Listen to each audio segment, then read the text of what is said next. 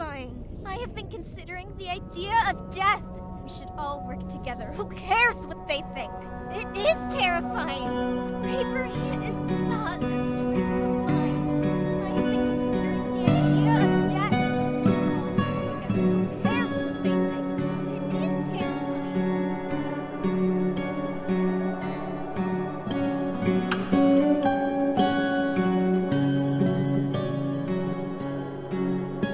Well, hello, my bearded bastards, and welcome back once again to Nökortorad, Dead Body, a small dwarven outpost in the untoward frost, a terrifying glacier lost in the world's north.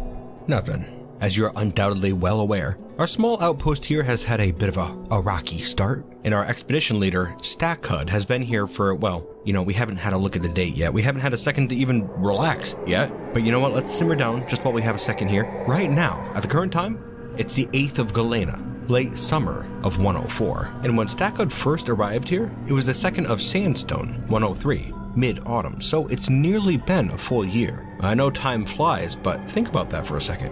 Poor Stakud has been here for nearly an entire year before her friends, these new migrants, arrived. Puts things into perspective. But hey, hopefully things are looking up now, right? Our full dwarven population right now is 5. 5 dwarves. And, well, I think their moods are balancing out a little bit. Nobody's very happy, of course, but I mean, Stakud, who's been here for nearly a year, is improving right now. And I think all of our moods are going to keep going up too. I could just feel it. Having a look at our food stocks, well, it's, not good at all. Currently, we have, a plant, 2 drinks, but we do have seeds. And I know for a fact that the farm plot down there now has some fully grown mushrooms in it. And as you can see, they're being collected as we speak. There we go, get those upstairs.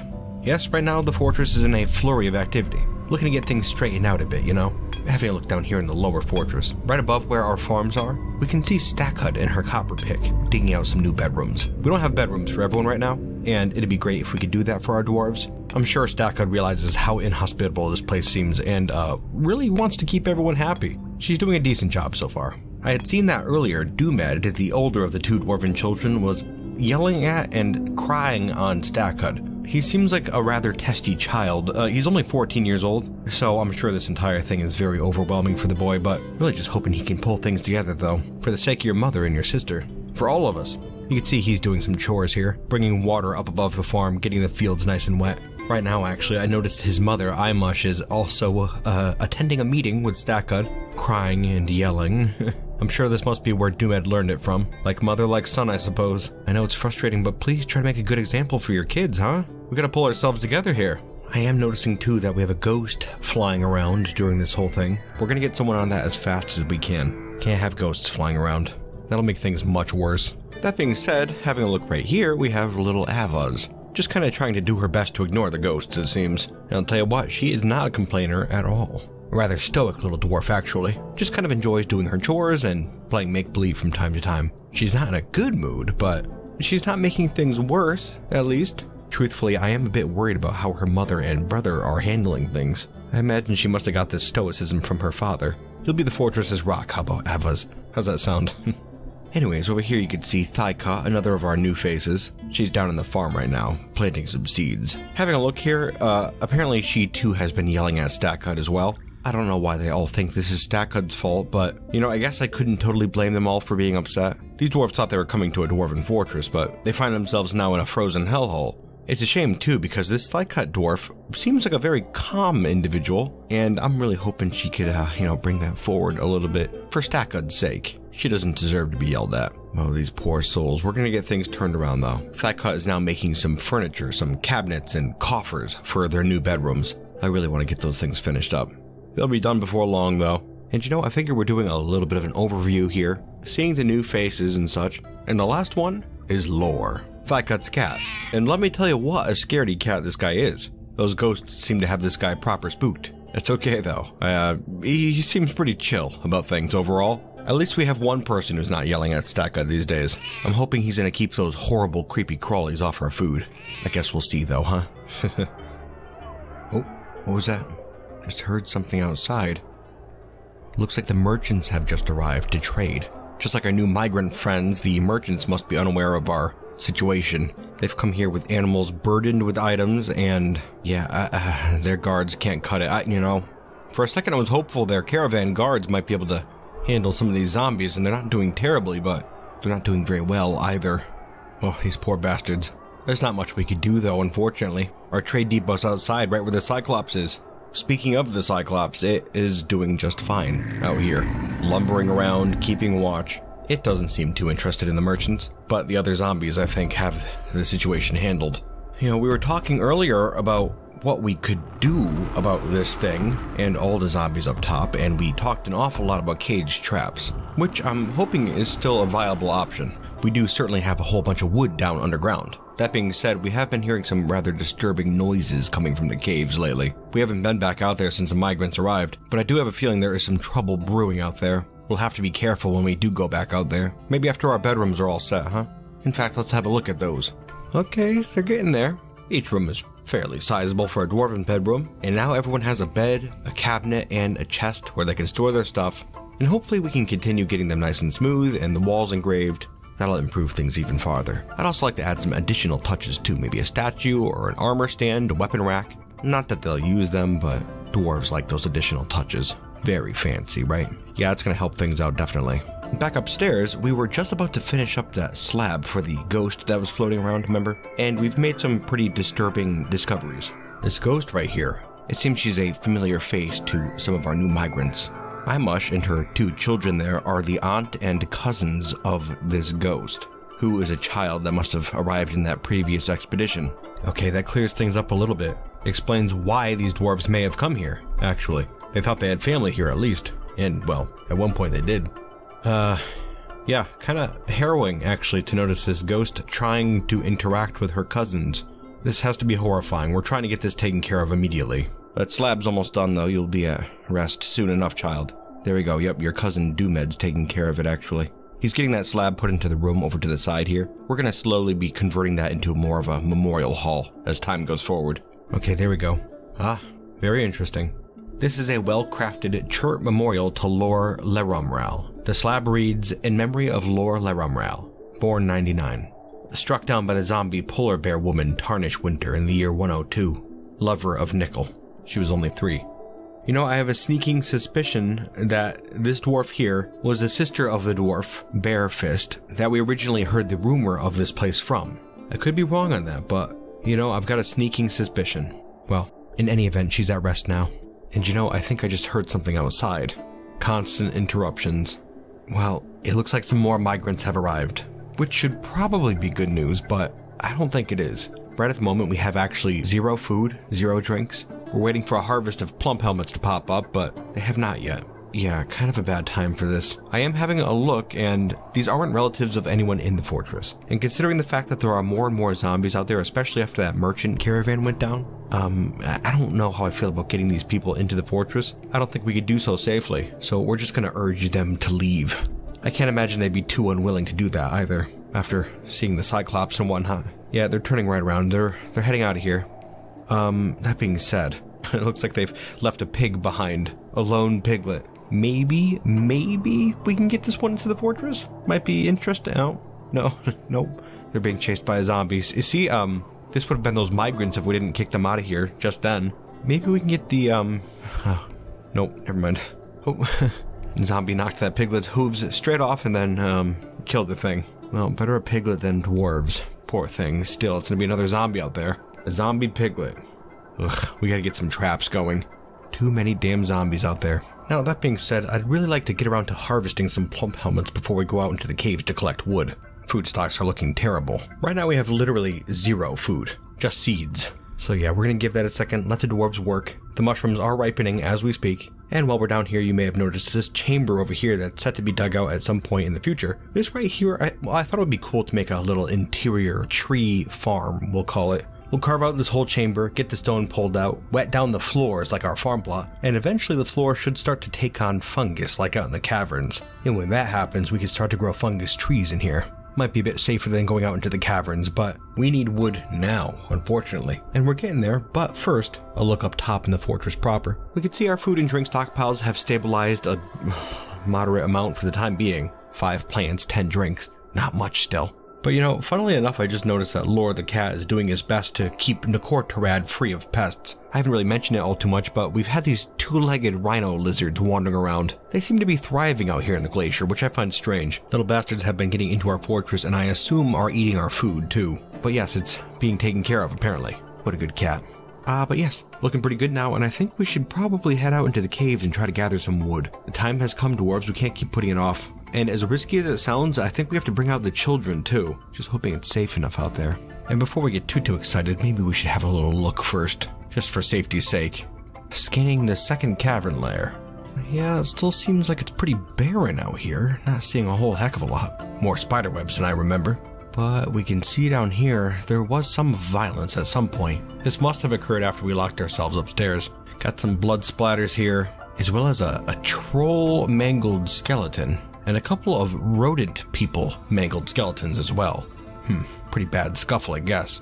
Yes, and then up here we can see another dead Crundle, recently killed, from the looks of it. Blood splattered all over the place. And nearby, it looks like there are some other Crundles as well. Yeah, there's a whole bunch here. They do seem somewhat alarmed. Probably by this one here. We have an undead Crundle down in the caves too. Must have been killed at some point. Well, this is just a Crundle. They're not very big at all. Only slightly bigger than Lore the cat. But that still could cause a bunch of trouble for us. And actually just nearby over here we have an undead rodent man. We haven't seen one of those before. It's not very big, but it could still give our dwarves a considerable amount of trouble. I'm curious what'll happen if we unlock the way into the fortress. Like if these zombies down here will try to run in real quick. Like the ones up on the surface do. I'd have to imagine they will. It might already be too late to get wood from down in the caves. Safely anyways. Well, we have to do something about this. What we're gonna do, instead of just running down there and hoping for the best, is we're gonna make up a new squad. All three of our adult dwarves are going into it. And we're gonna call this squad Gusil Itsas Kur, the copper poker of eyes. And they all have weapons too, which is just marvelous. Each of the woodcutters brought their own axe, and there is that bronze sword in the fortress for Stakud. Unfortunately, we don't have any armor in the fortress, but maybe one day. Just trying to get a little bit of training in before we head out there. We're not going to be excellent fighters by any means, but something's better than nothing, I guess. We'll just give it one moment here. Okay, well here we are. Not a lot of time has passed. Maybe half a month or so. Our three fighters are now dabbling in their skills, which is very bare bones. But you can see they're wearing some pretty nifty armor now. Armor that we were able to fashion out of water buffalo bones. There's been a pile sitting in the corner since we started here, and we kind of managed to cobble it into something. Again, better than nothing, I suppose. And at this point, I don't think we can hold it off anymore. We're just procrastinating at this point. We gotta head out into the caves. Let's go, eye pokers. Now then, let's be careful here. Gonna unlock the door and see what happens. Just gonna give it a second here. See if anything happens. Oh, well that's not good. Lore the cat just went charging out. Yeah, I guess we're going out. Oh, would you look at that? We have undead Crundles right at the bottom of the stairs here. There's more and more corpses down here by the second. Yeah, let's get out there. Rather, it looks like one is heading up the stairs. I'm gonna follow that one, just because our fighters are gonna run straight into it. Hey, there we go. Thigh cut killed the thing handily. Good job. Let's see, there's a second one too. Oh, never mind. I much took that one down. Good job, guys. Okay. Are there more coming, do you think? Maybe we should wait here for a second. Oh yeah, here's another Crundle down here. Man, it looks like these little guys got hit hard. But luckily, we're hitting harder. I guess we're probably lucky it's only Crundles so far. For what an easy time we're having, these things still are pretty difficult. Just very resilient, despite their small size. Yeah, I guess we'll just keep moving through the caves here, taking down Crundles where we can see them. I wish Lore, the cat, would get his ass back upstairs. But it kind of looks like he's just going to be hanging out with us for now. Just hoping he doesn't get mauled by one of these Crundles. Though it does look like we're taking them down easily enough. Two more right there. And having a look over to the side here, we could see we have little Avas moving in. We didn't really lock her into the fortress. She's coming to get the cat, it looks like. Bring him back upstairs. I got more Crundles coming in. She's joining the fighters. She's running straight in, fighting with Crundles. That's not good. Okay. It looks like she's fairly unscathed. And a little shaken up, too. I think she's heading back to the fortress now. Alright, these Crundles are coming hard and fast. Oh, and what's that? Oh. It's a helmet snake zombie. Oh, that's not good at all. It's a snake-like creature that lives deep underground. Its head is covered with armor, so that it resembles a dragon head. In a fashion, I suppose. These creatures are also notable for being highly venomous. and not nearly as small as a Crundle. A fully grown helmet snake is almost as big as an adult dwarf. This thing could give us some serious trouble. And looking over to the west here, we do have more Crundles moving in too. 1, 2, 3 of them. Alright, dwarves. Brace yourselves, I suppose. Got more Crundles moving in from the south. We look to be surrounded right now. I'm thinking now maybe our best option is to get the hell out of here, but I'm not sure we have much of a choice at the moment. We have to keep fighting.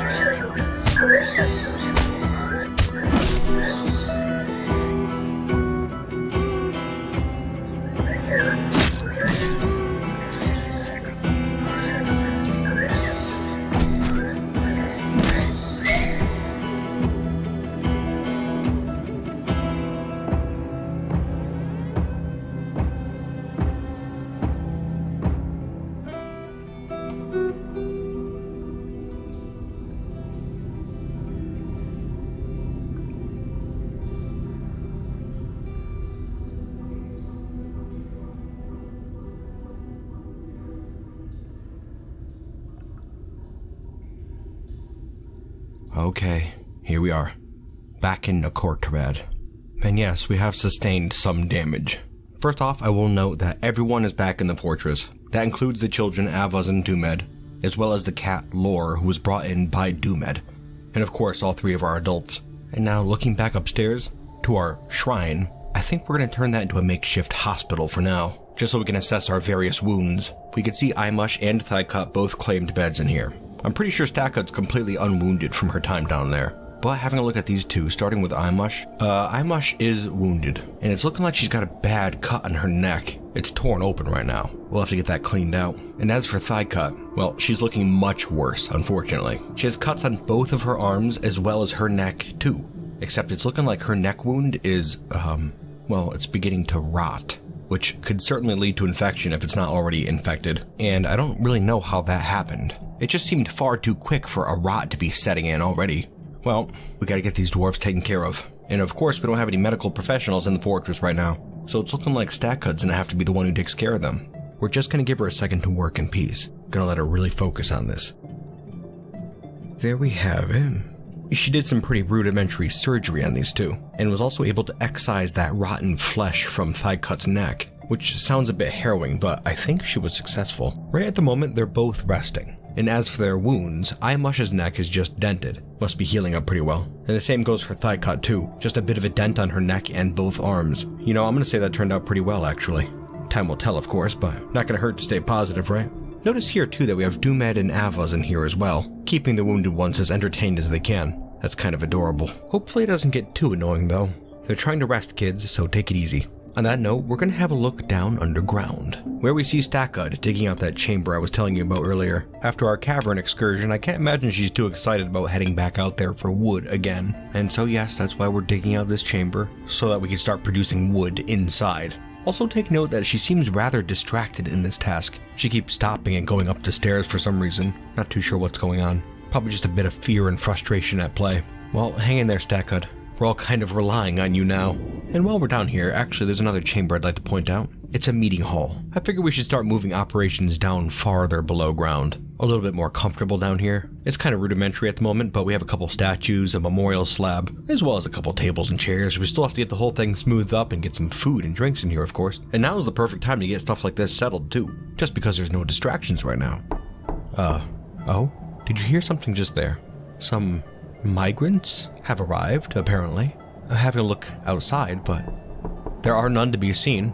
Normally we pick up on them pretty quickly, but oh my. Well, that's intriguing. it looks that we have a group of migrants right outside our emergency tunnel door that we built down here. And I'm not 100% how they made it all the way down here without any trouble whatsoever, but here they are. Lucky. Very, very lucky. They're lucky to have made it here, and we're lucky that we noticed them in time too. That being said, we turned away that last group because we didn't have enough supplies. But, well, we do have some pretty stable food stocks at the moment, and no use quibbling about it. I suppose we should just let them in. Yeah, we can use a hand, I suppose. Hopefully we don't regret this. Get in here, you dwarves, quickly. Quickly, stop dawdling. Okay, there they go. They're all in, and, oh. That's pretty close. The corpses were right on their ass, but they're in safely now. Excellent. Okay. All the dwarves are in, the door's locked, and things have been thrown into chaos. That was 6 new faces for our fortress of 5. Brings us up to 11. And we are very happy to have you here. I'm going to tell you that right now. But first things first, we're going to be stuck in very tight quarters for quite some time. And I got to let all of you guys know, we cannot afford any trouble here in Nökortorad. That means no, oops, I had a bad day. There's not going to be any, that was just a little accident. Basically what I'm saying is there's not going to be any second chances for anybody here.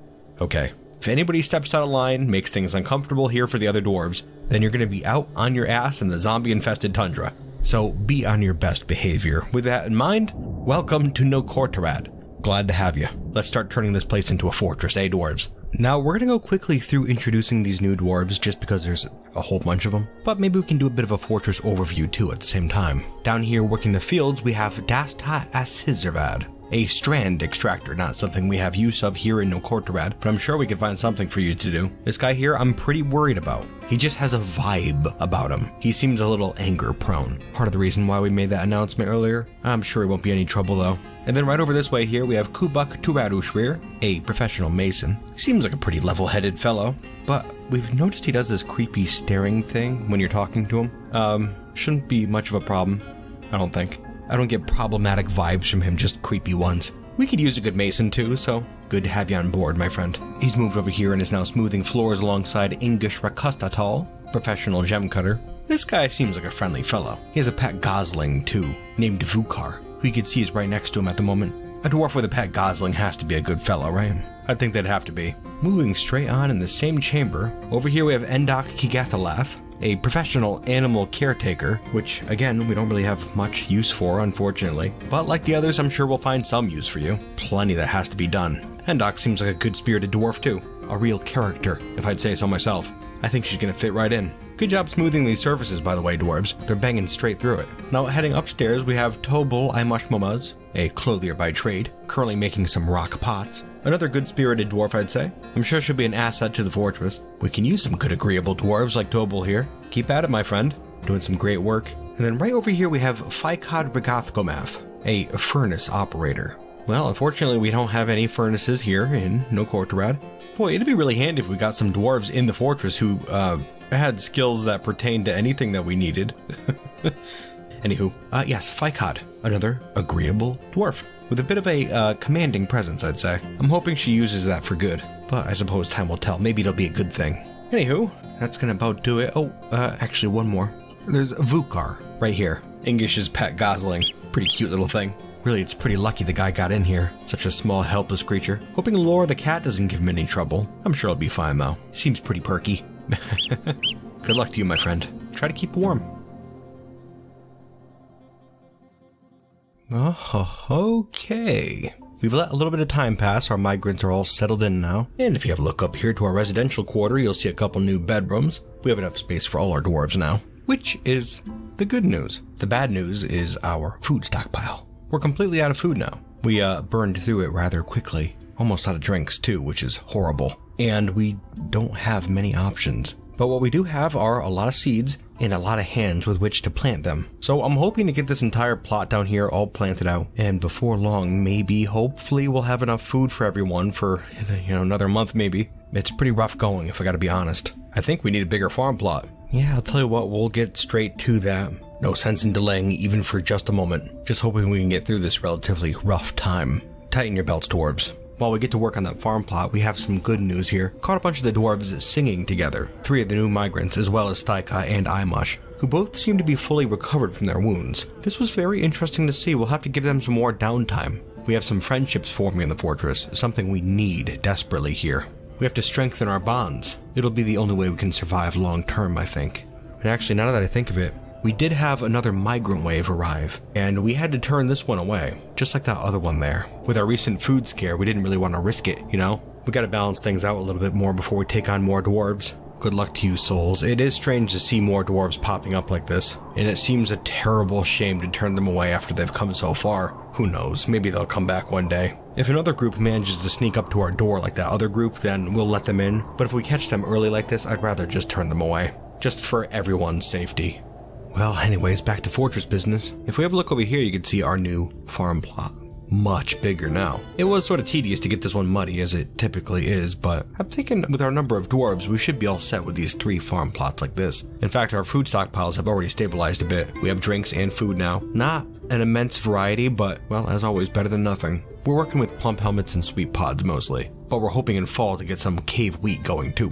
That being said, having a quick look at the time, it's the 7th of Glacier right now, late summer of 105, which means it's pretty much been a year since Mush, Thigh Cut, and the kids arrived. Kinda crazy how time flies and how much we can get done too. In fact, actually on that note, over here you can see our underground tree farm, all dug out. We still have to get it all muddied up, but well, at least we have it dug out now. And we have to get right to work muddying it too. Might take a while for those trees to start sprouting. And really when you get down to it, we actually have absolutely zero choice in the matter. The caves are getting deadlier and deadlier by the second. Right now, if you have a look, there's a giant cave spider corpse wandering around out there, which is a terrifying thing. Something like that could easily destroy our... Oh, never mind, I guess. Looks like it was taken down by a troll. Okay. Well, still, we have a troll wandering around out there. Not a very deadly threat most of the time, but there are a lot of threats out there, beyond even this troll.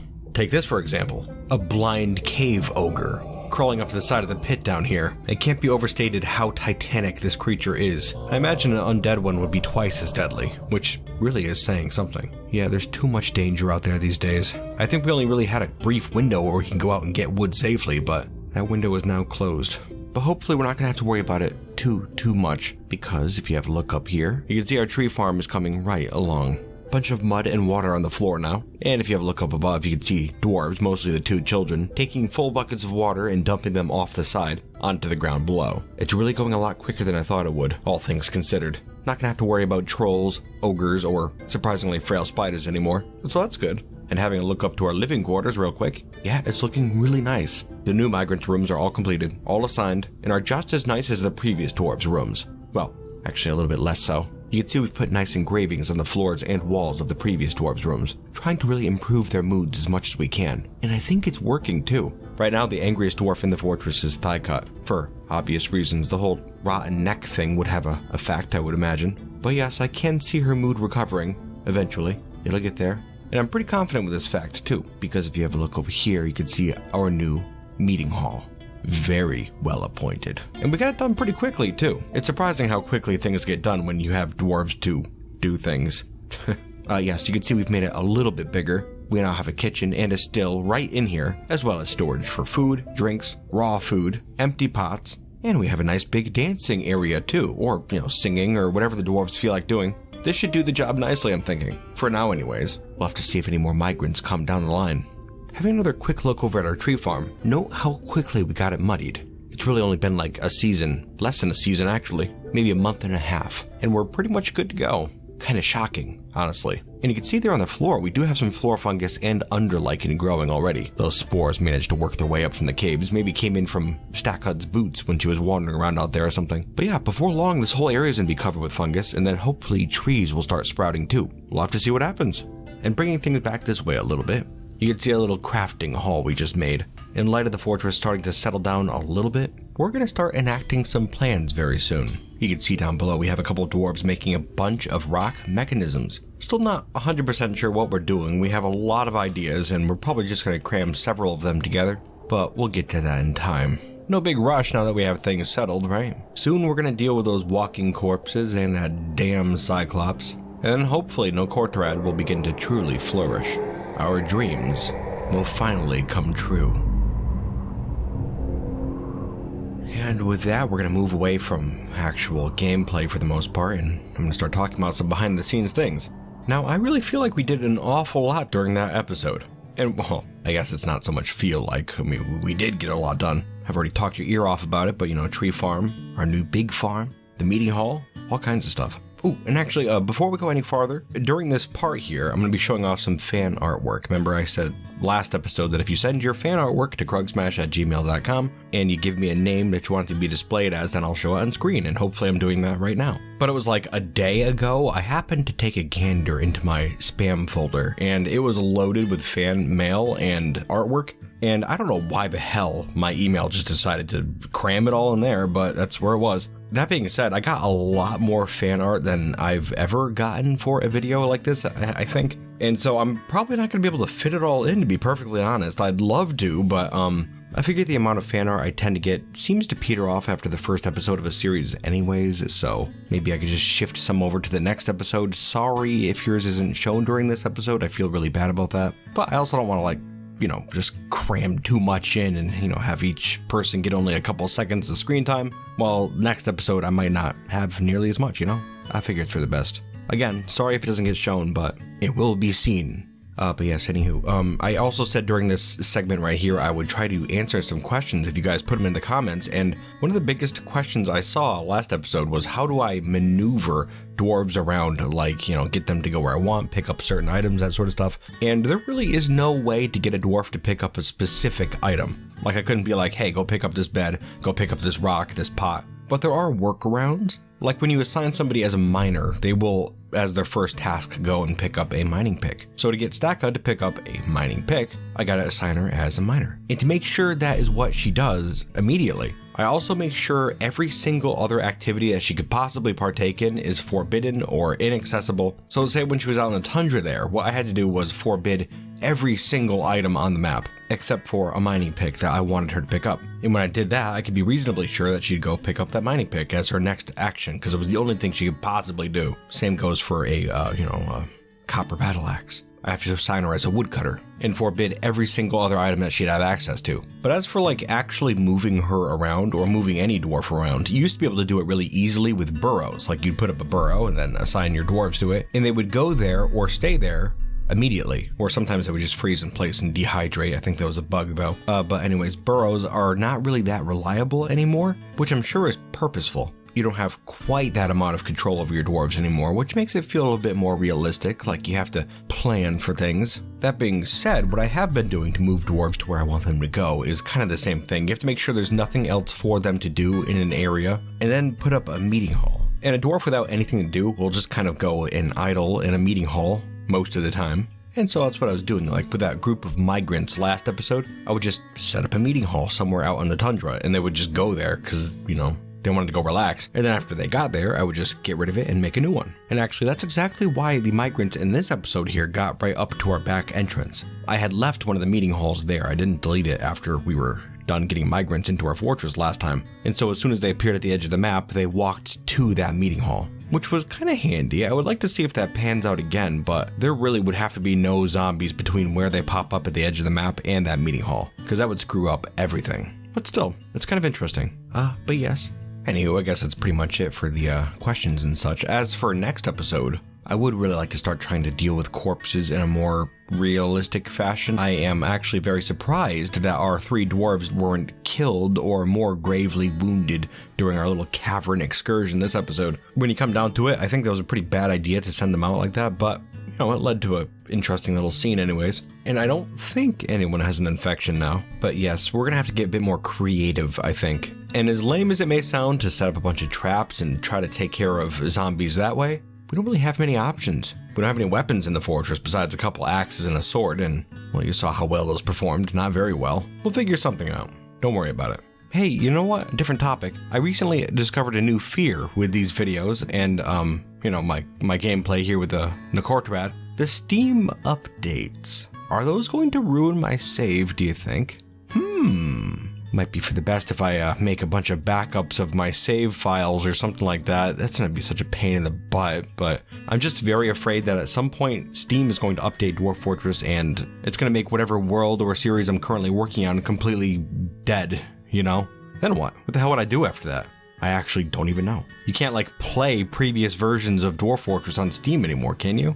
And I'm sure there's going to be all kinds of weird little technical tips that people are going to want to give me, but save your breath. Unless it's like literally one step, I'm probably not going to follow it. It used to be easy before because you could just go to Bay 12, download whatever version you want, and then cram a compatible save file into it and it would work fine. But yeah, I don't really know how this whole thing is going to work. If I get up one day to record and all my save files are gone, what could I do? I just know though that if we get to a point where I'm in the middle of some long series and I can't play or record anymore and it's just dead right there, then that would suck an awful lot. I don't know. I'm not too sure what I could even do about that, frankly. Oh well, I'll start making my backup saves, and if there ever is a problem, we'll cross that bridge when we get there. But yes, my bearded bastards, we're going to start wrapping things up, and I thank you for watching today. I hope you enjoyed yourselves, and I certainly hope to see you next time here in Nökortorad, a dead body. And until then, you bearded bastards,